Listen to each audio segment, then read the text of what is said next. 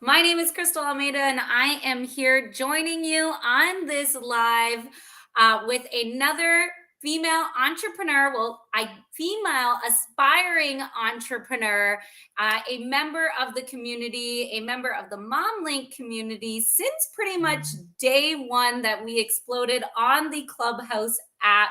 I've got with me Miss Kellina Powell, who is a fellow Canadian and Mom Link members. So excited to have you here, Kellina, and join me on this live here on all these platforms. We are streaming live on Instagram, Facebook, Twitter, YouTube. Just amazing that we can stream to all these different platforms at once. So, the life of a true entrepreneur. We are joining you live here today to talk a little bit with Kellina about her passion in becoming a mental health coach and her passion for being an advocate in the deaf community, but the community at large, on how important it is to create awareness and educate our communities about mental health. So, Kellina, I'd love to jump right into this interview. Tell us a little bit about you. How did you even become passionate and interested in educating people about mental health awareness? Thank you so much for having me, Crystal. I'm excited. Yes, I've been with the Mom Link since day one. It's been so crazy how much they have grown. Like they have grown so much. And yeah, so my name is Kellina. I am an entrepreneur who loves people with the personal growth. However, I know, like Crystal mentioned, for the deaf community, but I am also open for others who are not deaf as well. And I am a huge advocate for the mental health and young entrepreneur, and I am also a best-selling author on Amazon as well. I did have a book came out. It's called Every Day I Am Just Stuff, and yeah, and that's really about me. Oh, Oh I yeah, love I remember you said what made you passion. The reason why I'm super passionate about this is because as a deaf person, I never had anyone that looked like me or anyone that I could look up to. It's super important to have the role model for the next generation. I love that. And Kellina, do you say that specifically in terms of mental health education awareness and services, that as a deaf individual you feel like that, that there was that little piece of representation for you? Yeah, of course, 100%. Especially like the deaf population is very small. It's not big. Has the disability community. Yes, the disability community is big, but not particularly the deaf community. And would you say the same thing, because you're a young female, so would you say within the deaf community, is it even a smaller group of individuals that and community that you can tap into in terms of the young deaf population? Oh yeah, for sure. There's I think I would say slowly growing, but I feel like people are isolated sometimes in the deaf community because they don't know who to go to, what support system there is. So it's very little. Well, I think you definitely are filling a gap. And I know you come a little bit from the nonprofit sector as well.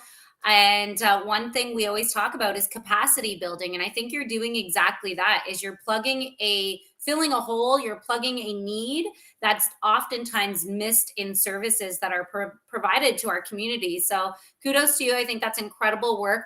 Tell me a little bit about, like, what specifically sparked your interest in terms of becoming a mental health coach, because I know right now you're doing some work in social housing.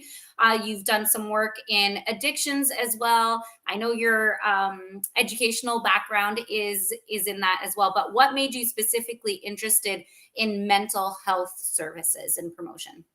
I would say, so there's one story I remember.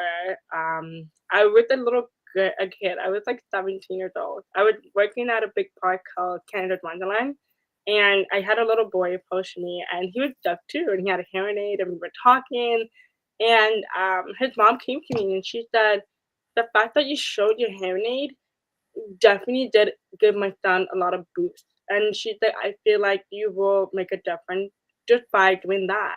And I thought to myself, wow, like the mom is telling the truth. There's not a lot of deaf person interaction with the hearing community. There's not a lot of us. And it's so sad that there isn't because, once again, we get nervous being around hearing people. And that caused us to develop anxiety. A lot of time people don't understand that, people who are deaf feel nervous to talk to the community. It's because their anxiety is so big and they don't know what to do. And so that's why I come into pictures and really say, I want people to know they're not alone. And I want people to know that there's so much more out there in life that they can do. And I feel like a lot of time we're too focused on our mental health. And once again, mental health is not a big topic in the disability community because there's so much more things that we have to focus on than our mental health. There's so much more finance, for example. Like people don't understand how expensive it is to have a disability because it's so expensive. And sometimes we forget about our own being, our human being. You know what? Kellina, you touched upon something. So, mental health has so much stigma around it. It's already so stigmatized for somebody to stand up and speak up and say, I suffer from depression, or I suffer from panic disorder, or anxiety. It's very taboo, even in our world today, which is crazy because it's all over social media. We're encouraged to talk about it. We're encouraged to break the silence. There's huge campaigns like Bell Let's Talk. But I think you are identifying and you're tapping into a huge need and another layer on mental health, which is, and it can be any disability. There's now another layer on top of that stigma, right? You're already fearing the stigma of being labeled with a mental health illness. You're already fearing even talking and coming to terms with discussing anxiety or depression. And now on top of it, there is a stigma and misinformation and education. Sorry, Kellina. This is true mompreneur life. Ladies and gentlemen, I got called halfway through the school day because my little guy wasn't feeling well. So we've got an extra guest with us on our live here. Okay, give me 1 second, all right? 1 second, okay. But I think, talking about your story working at Canada's Wonderland and the boy who just all of a sudden felt like that one layer was removed by just you letting him know that you are also a deaf individual, just remove that one layer for him. And I think that's that capacity building. There's that huge gap in service that you'll be filling. So tell me about, okay, so you are still working in your career right now. What moves have you made in terms of getting into the coaching industry? Where are you at in that journey? Where can we reach you? How can we tap into the services that you do provide? I know you have an incredible Instagram that you're always showing up on as well, doing some really great videos and reels and educational pieces there. So tell us a little bit about your coaching journey and where you're at with that. Definitely. So my coaching journey was not what I thought of, to be honest, because I didn't even know a term or career of coaching at all until I came on Clubhouse, to be honest. I came on Clubhouse and people were like, yeah, I'm a coach. I'm like, wait, what? You can become a coach? And so I did my research and I knew I always wanted to be an entrepreneur myself. I knew I wanted to have my own company, but I knew I wanted to help people. And so when I did my background my background check in terms of the difference between a life coach and psychologist. And so I did a lot of research on those, and I realized that I was more into the life coaching. As I realized with psychologists, they go by the book. And a lot of time with life coach, they actually want to help you and they will give you advice. They will provide the tools that you actually need. Yeah, a little bit of book, but I feel like it's more beneficial for me. And so when I started, I asked a friend of mine, I have a few friends that have anxiety, depression, and I asked them, could they do like a practice session with me to see how I am? And my friend said, you need to be a life coach. I swear to God. I'm like, me? I did not expect the answer to be like that. And they're like, no, like you are so mindful. You're so cautious what you're saying. A lot of time people just go in the field for the money. And, my friends feel like I am more than that. I go for the heart. I'm always doing bigger than for anybody else. And right now, as of now, I do get clients there and then, but just because I do have my own 9 to 5 job. So I started my business and I started like 2 years ago. It was very rough. However, I'm not gonna lie, starting a business is hard. It can be lonely. And so now I am finally switching up a little bit in my coaching package right now develop more skills for my clients. And yeah, so that's where I'm at right now. Just really just trying to keep going. Really, it is hard. But yeah, that's where I'm at right now with my coaching program. Well, Kellina, literally, I love that you're keeping it real right now because I think oftentimes we hear so many entrepreneurs and, you know, people who are in the coaching and doing it full time. Like, I think people either forget how difficult it is to start your own business. And it's not just as easy as like, okay, leave your 9 to 5 and start this business and you're going to blow up, right? It's not that cookie cutter idea. It's a lot of hard work. And I'd say majority of times it's difficult to leave your 9 to 5 until you've really secured and sustained your business and your clientele. So kudos to you for doing both. I can definitely tell you have picked a career, your educational background, and the work that you're doing, and the entrepreneurial journey that you're on. You've picked all of these things that feed your soul.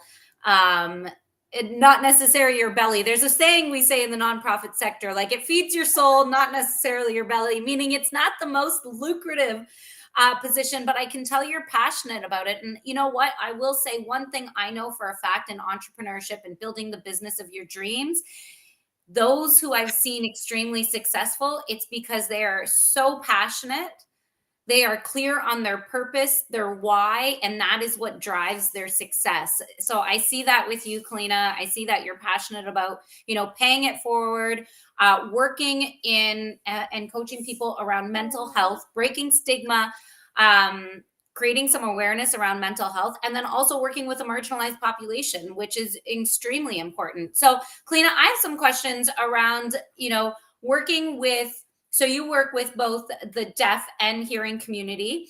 I think one of the things that you're really bringing to this area in working with both populations is breaking stigma for both populations. So breaking stigma for the hearing community, breaking stigma for the deaf community. So let us know, because I seen on one of your posts about the appropriate language. And I think a lot of times the hearing community doesn't even know because they're afraid to use the wrong words, or, to say the words hard of hearing, it's I guess in the nonprofit sector, you get comfortable with just asking and saying, I don't know, can you teach me? So I want to ask that question out to you for all of those who are listening in on this live. In regards to working with the deaf community or going live with the deaf, someone from the deaf community, what is that language, and what are some of those stigmas and fears that the hearing community that you can break by saying, hey, don't get uncomfortable, because when you're uncomfortable, you make other people uncomfortable, right? Exactly, exactly. I would say always ask question, always ask whoever you're interviewing what your needs are before we hop on the live. Do you need closed caption, or do you need, a clear camera, or I don't know. But it really all depends on some people. I know some people recommend I know, like, for myself personally, I don't mind it, going on live, but I know a lot of time people forget that when you go on live, there's not closed caption on live, unfortunately. And so I tell people just be cautious when you do the closed caption, and also the correct language to call someone who is deaf.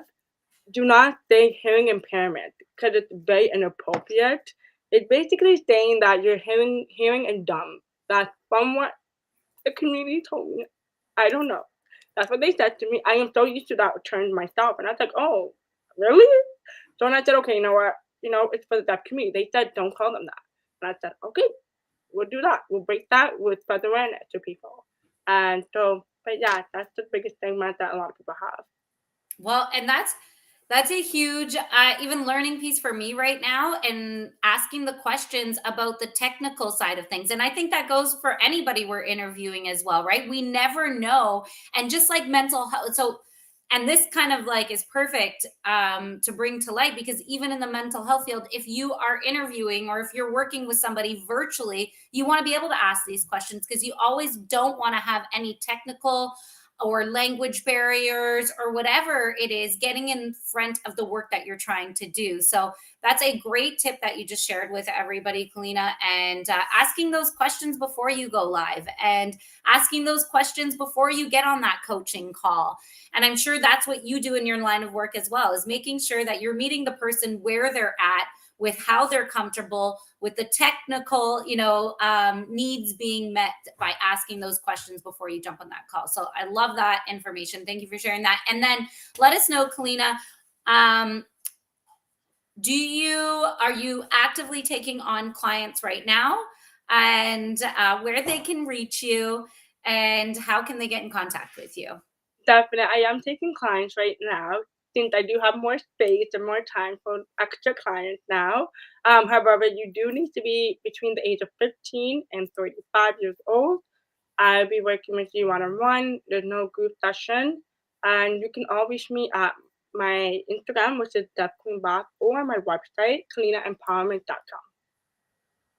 I love that. Awesome. Well, Kellina, I am rooting for you in your coaching biz. I can't wait to see you um, build your business of your dreams, doing what you love, bringing awareness and capacity building in the mental health field, because there's so much work to be done, not just here in Canada, not just in Ontario, but all around the world. So I'm so happy that I met you, and it's so cool. Kellina and I both live in Ontario, Canada. In fact, we're like 2.5 hours away from each other.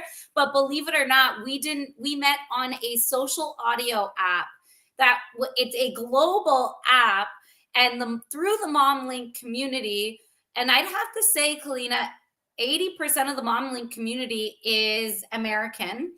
And we've probably got about 10-15% Yeah, Canadians, yeah. and we happen to meet on this audio app. So it's incredible, the power of social media. I know sometimes we get bogged down by it.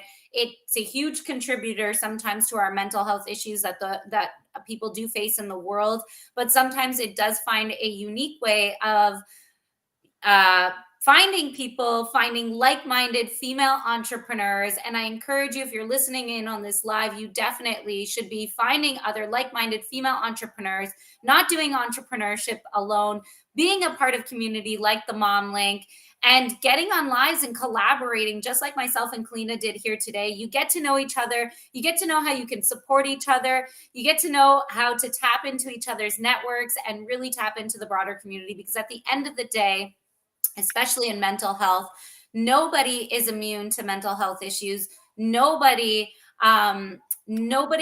in our world currently doesn't understand how much mental health does affect our world globally, locally, and in our backyards itself. So, Kellina, you're doing incredible work. I'm so happy that I got to meet you through this social audio app, and I'm going to continue to watch your journey and building out the business of your dreams. Thank you. Bye, everybody.